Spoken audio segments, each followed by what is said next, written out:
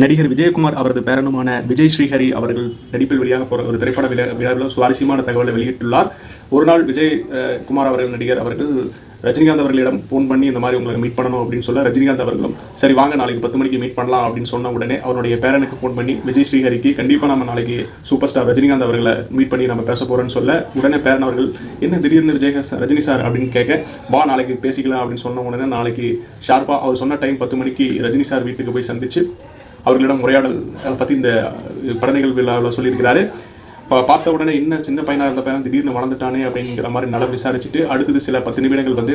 ஒரு படம் நடிக்க போகிறதா நான் கேள்விப்பட்டேன், வாழ்த்துக்கள், படம் எப்படி இருக்குது, படத்தினுடைய கதை என்னங்கிறத சொன்னீங்கன்னா கொஞ்சம் நல்லாயிருக்கும், நம்ம பையன் நல்லா பண்ணணும் அப்படிங்கிறத எனக்கு உன்னுடைய வாழ்த்துக்கள் அப்படிங்கிறது வாழ்த்துக்களை சொல்லிட்டு டைரக்டர் யார் அப்படிங்கிற மாதிரி கேட்க, நடிகர் விஜயகுமார் அவர்களும் பிரபு சாலமன் தான் ஏன் டைரக்ட் பண்ண போகிறாரு அப்படின்னு சொல்ல, சரி அந்த படத்தினுடைய கதை என்ன அப்படிங்கிற மாதிரி சுவாரஸ்யமாக கேட்க,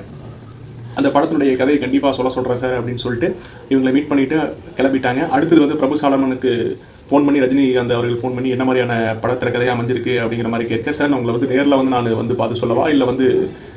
ஃபோன் கால்லேயே சொல்லவா அப்படின்னு கேட்க, ரஜினிகாந்த் அவர்கள் நீங்கள் ஃபோன் கால்லேயே பரவாயில்ல சொல்லுங்கள் அப்படிங்கிற மாதிரி கதையை சொல்ல, 30 நிமிடங்கள் சொன்ன அந்த கதையில் மிரண்டு போன ரஜினிகாந்த் அவர்கள் வாவ் படம் நல்லா அமேசிங்காக இருக்குது, கண்டிப்பாக இந்த படம் நல்லா வேறு லெவலில் அமையும் அப்படிங்கிறத வந்து